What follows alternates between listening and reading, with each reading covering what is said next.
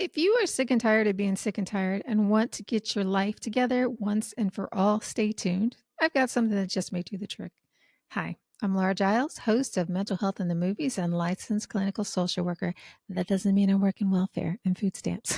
It means I can diagnose and treat people with mental health issues. And I've been working with the Hard to Help for over 20 years. So, who's the Hard to Help? Well, these are the people that professionals call treatment resistant and friends and family call lazy. They have been to dozens of therapists, tried lots of traditional and unconventional things. They've tried every pharmaceutical and nothing really changes. Or they could be people that everybody knows needs help, but they don't see it. And these people aren't treatment resistant or lazy. It's not their fault that they aren't getting better. There are typically three reasons why people don't get better. The first is that, as you can see from mental health in the movies videos, some people don't think they have a problem. If you grow up in a toxic environment, everybody's toxic, you are too. It's just normal. You don't know that there's a problem, so you aren't trying to change anything. It's like the movie Barfly. Everybody goes down to the bar and drinks. That's what they do. They drink in excess, maybe they get sick or hungover, and then they do it again the next day. It's not great, but it's their lifestyle. It's reinforced by other people who have the same lifestyle because it's just normal. It's just what we do. None of them are trying to change that, but would they benefit from having a healthy way of being? Yes. So another example of a hard to help person is someone whose spouse forces them to go to therapy, so they come. For example, I had a client once in this situation. I asked her what she wanted to work on because we have to have goals. She said she wanted to stop doing things that irritated her husband. So I asked her, what's irritating your husband? She says she doesn't know. It changes from day to day. It's little things that she can't predict. So I'm thinking her husband's nitpicky and, kind of like blaming her for things. And we didn't have a very clear goal. Turns out that the client isn't very self-aware and doesn't think she's doing anything wrong because she's not looking at herself.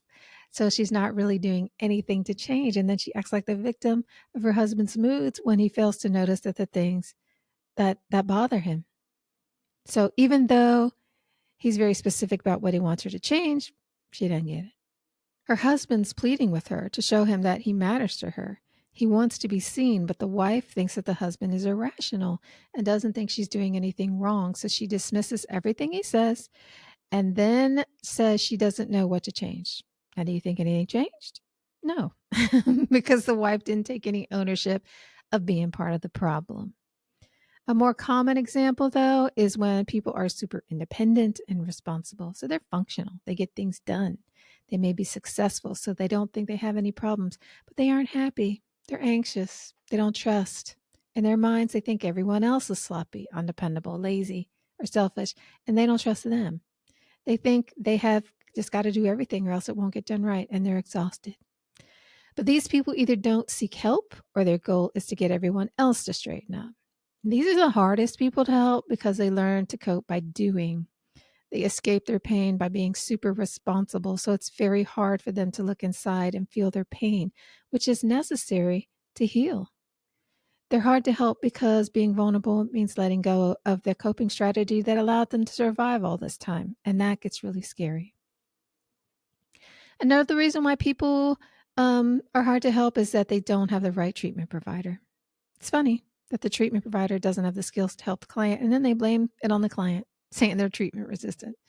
It's never the client's fault if they aren't getting the change that they desire. It's about the therapist not having a good relationship or the therapist not having the skills to help, period. That's it.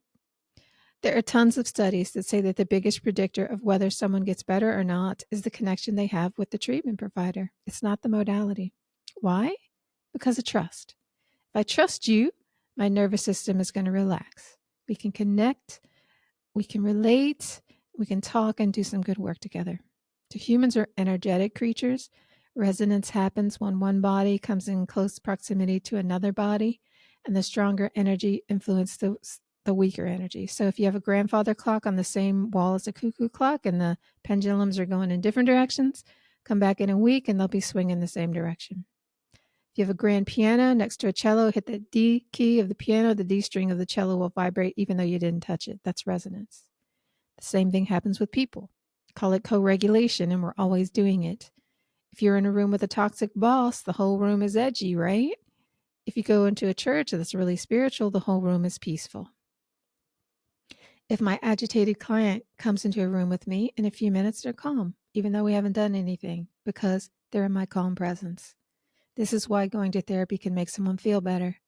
Feeling better isn't necessarily changing, but it's a break from the chaos.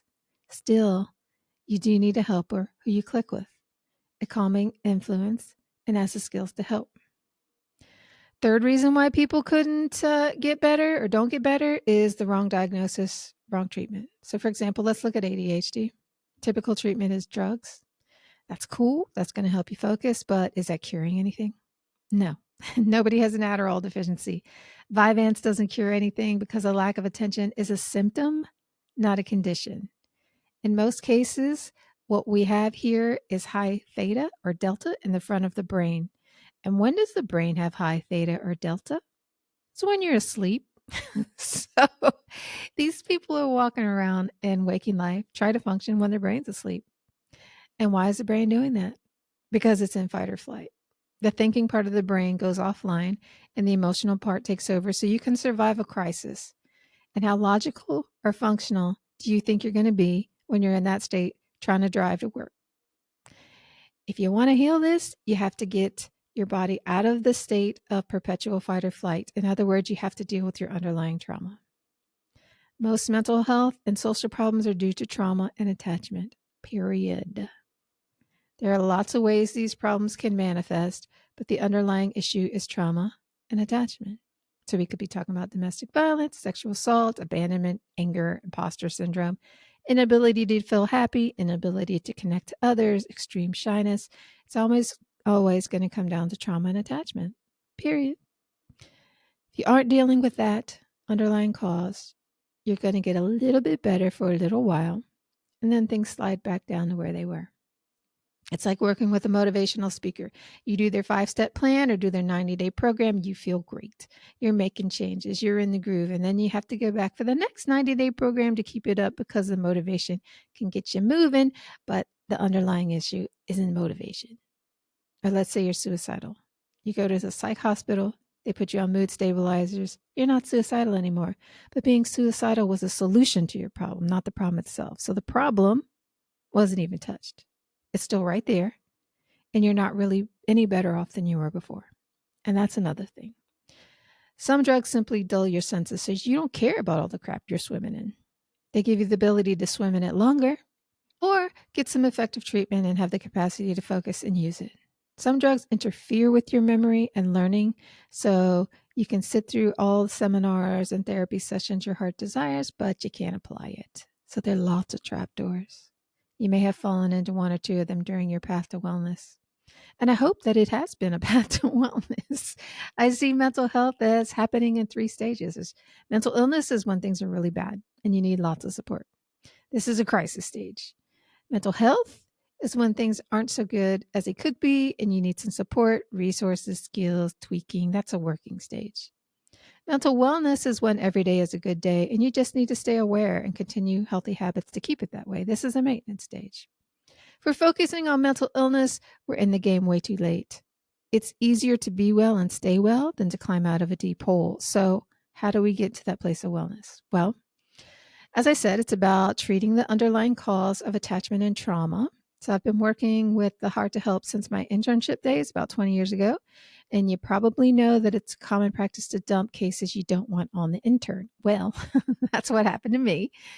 My boss gave me the cases, what they call frequent flyers. What that meant were these were people who were chronically mentally ill because they weren't getting effective treatment. Calling them frequent flyers is insulting and blaming the client for not getting better when the client is showing a lot of tenacity and desire to heal by keep coming back and asking for help. Anyway, this was great for me because I love these people. They were very in tune with their emotions and their problems, very intelligent and articulate. So we had no problem connecting. If I asked them to try a skill, they did it. They showed for their appointments because they felt seen and valued. They did what I asked them to do because they trusted me. We also worked on the underlying trust and trauma, so they got better. And so I kept getting more and more of these clients and kept learning and growing. When I see something where I didn't know what was going on, I got curious and I learned about it. And this is how I grew because I didn't want my clients to hurt. I didn't want them to be without options or answers. And they grew too, not just because they felt better for a time that they were there in my office because of co regulation, but because they were learning how to be in their bodies, manage their emotions, make effective choices rather than emotional, impulsive ones, and have healthy relationships.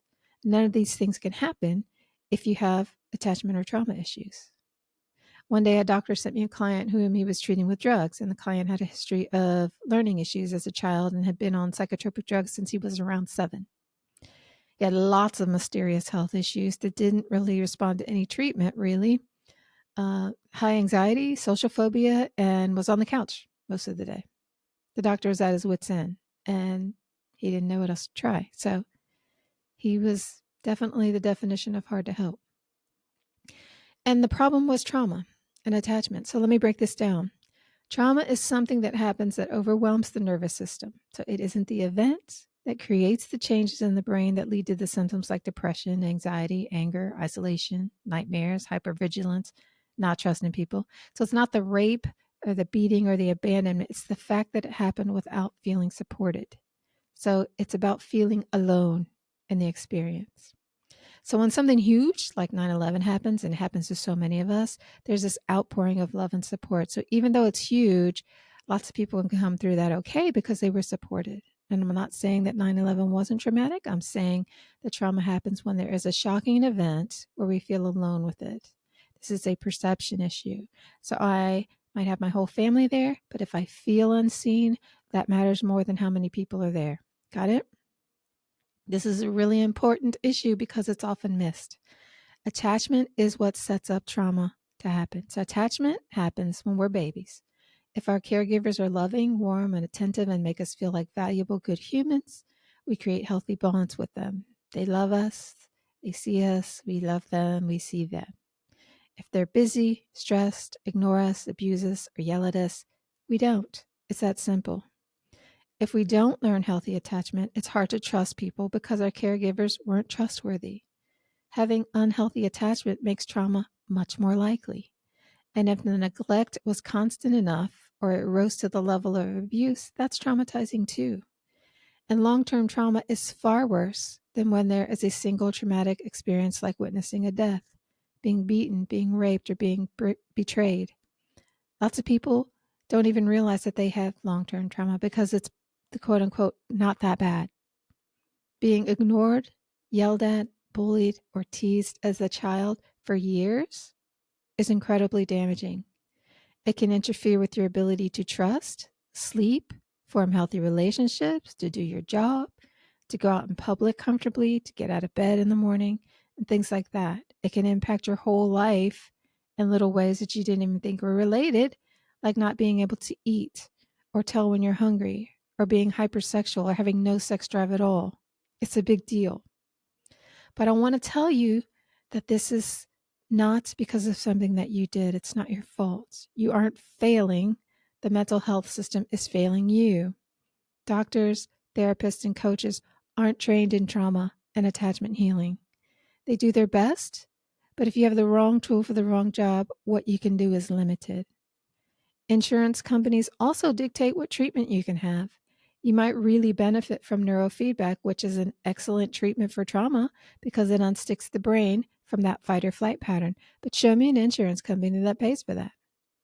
Even if you're in therapy, most of us aren't getting trauma treatment or attachment therapy. When I get a new client, I ask them, have you had trauma therapy before? Some of them think they have. And when I ask what works and what doesn't, their answer doesn't usually reflect that they even know what trauma therapy is. So even if they are in treatment for trauma, they aren't getting it. Another obstacle is that as kids, we learn from our parents and friends. We're all social learners. But if you're in a toxic environment, and we all are to some degree, you don't have a healthy social environment to learn from and reinforce what you're learning. We all live in a social world where it's common to see hundreds of curse words in a single movie.